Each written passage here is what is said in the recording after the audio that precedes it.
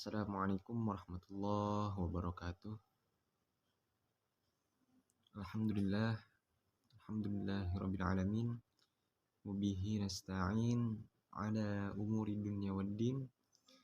Wassalatu wassalamu ala asyrafil anbiya'i wal mursalin sayyidina Muhammadin wa ala alihi wa sahbihi ajma'in. Amma ba'd. Perkenalkan, nama saya Rifki Arik Andafa dengan nomor induk mahasiswa 111802100000197, ingin memaparkan sedikit materi mengenai apa itu kodikologi dan kemudian apa saja sih ruang lingkup kodikologi gitu. Oke, sebelum masuk ke pembahasan, saya ingin sedikit menyampaikan bahwasannya video ini dibuat untuk memenuhi tugas pada mata kuliah kodikologi program studi Bahasa dan Sastra Arab Fakultas Adab dan Humaniora yang diampu oleh Bapak Muhammad Nida Fadlan MHum. Saya juga ingin berterima kasih kepada Bapak Muhammad Nida Fadlan atas bimbingannya selama berkuliah dan atas kesempatan kepada saya untuk memaparkan sedikit materi dari mata kuliah kodikologi. Baik, masuk kepada pembahasan apa itu ilmu kodikologi. Jadi ilmu kodikologi adalah ilmu yang membahas atau mengkaji naskah gitu. Kodikologi adalah ilmu yang mengkaji tentang naskah. Jadi kodikologi ini erat kaitannya jika kita ingat dengan ilmu filologi gitu. Dan kemudian ada 3 ilmu lagi yang berkaitan erat dengan ilmu kodikologi, yaitu yang pertama filologi, kemudian yang kedua paleografi. Nah, kemudian apa perbedaan dari ketiga ilmu tersebut? Oke, saya akan menjelaskan sedikit. Jadi perbedaannya yaitu pada objek kajian itu sama, tapi perbedaannya yaitu filologi itu mengkaji teks, ilmu filologi ilmu yang mengkaji tentang teks. Kemudian kodikologi itu mengkaji naskahnya gitu. Nah, kemudian paleografi itu mengkaji mengenai aksara gitu. Dan tiga-tiganya ini memang saling berkaitan gitu, ilmu yang saling berkaitan yang kemudian akan menuju kepada satu tujuan, yaitu mengetahui usia naskah dan sejarah naskah. Jadi 3 ilmu ini tidak bisa dipisahkan gitu, tidak bisa dipisahkan. Satu dengan lainnya itu saling membutuhkan gitu, yang nantinya akan menghasilkan pengetahuan mengenai sejarah dan usia naskah gitu, sekiranya. Nah, kemudian apa saja ruang lingkup kajian kodikologi?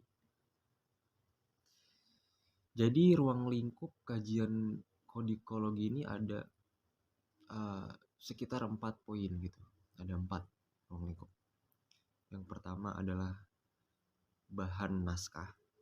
Kemudian yang kedua ada usia naskah. Kemudian yang ketiga ada sejarah naskah. Dan yang keempat yaitu katalog naskah. Nah, yang pertama bahan naskah itu meliputi alas naskah, kemudian tinta apa mungkin yang digunakan dalam penulisan naskah, mungkin tinta dari daerah ini atau daerah itu. Dan kemudian ada alat tulis menggunakan bambu mungkin atau apa gitu. Kemudian ada juga watermark, itu biasa digunakan di naskah-naskah Eropa gitu. Watermark, kemudian ada watermark dan lain-lainnya. Nah, kemudian usia naskah, yaitu meliputi kolofon dan penanggalan naskah, di mana sempat juga dibahas pada studi ilmu filologi gitu. Bagaimana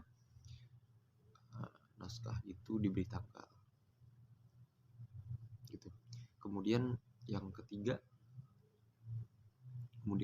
adalah sejarah naskah, itu meliputi skriptorium gitu. Skriptorium itu kita kenal sebagai tempat penyimpanan naskah gitu. Mungkin di naskah ini ditemukan di pesantren gitu, bisa, atau di masjid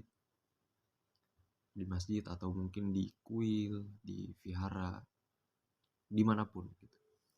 Kita membahas tentang tempat di mana naskah itu ditemukan gitu. Kemudian perdagangan naskah juga akan dikaji di ilmu kodikologi ini. Saya rasa kajian ilmu kodikologi ini sangat penting ya, karena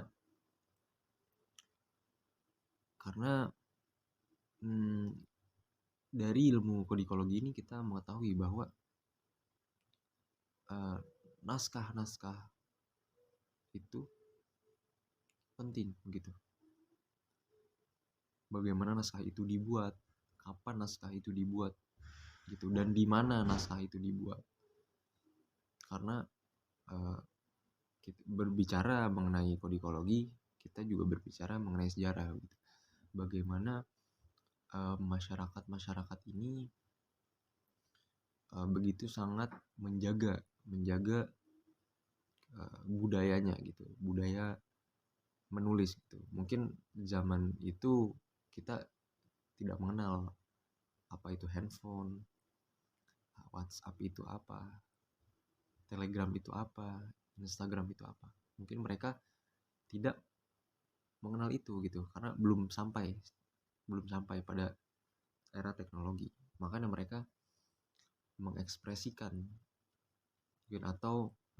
ilmu mereka atau karya mereka lewat tulisan-tulisan gitu.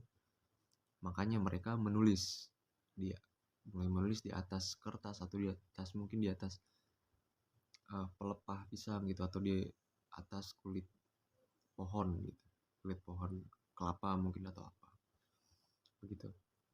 Jadi kajian ilmu kodikologi ini menjadi sangat penting untuk melestarikan budaya menulis dalam masyarakat gitu. Gimana sejarahnya penulisan di atas pohon, di kulit pohon atau apa, pelepah gitu mungkin untuk menjaga dan melestarikan budaya gitu. Nah, jadi sampai sini mungkin paham ya gitu. Ini pemahaman saya yang saya paparkan lagi gitu, bahwa ilmu kodikologi adalah ilmu yang mempelajari atau mengkaji naskah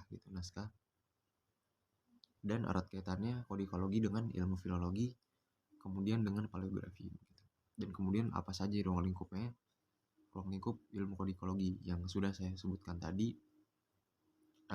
Yang pertama itu bahan naskah, kemudian usia naskah, kemudian ada sejarah naskah dan katalog naskah, yang dimana bahan naskah itu meliputi alas naskah, bagaimana naskah itu dibuat, bagaimana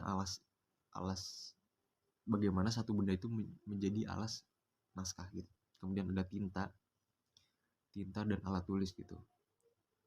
bagaimana tinta yang digunakan dalam penulisan naskah, dan kemudian alat apa yang digunakan untuk penulisan naskah gitu. Kemudian ada usia naskah, yaitu yang meliputi kolofon dan penanggalan naskah. Kemudian yang ketiga ada bahan astagfirullah, maaf.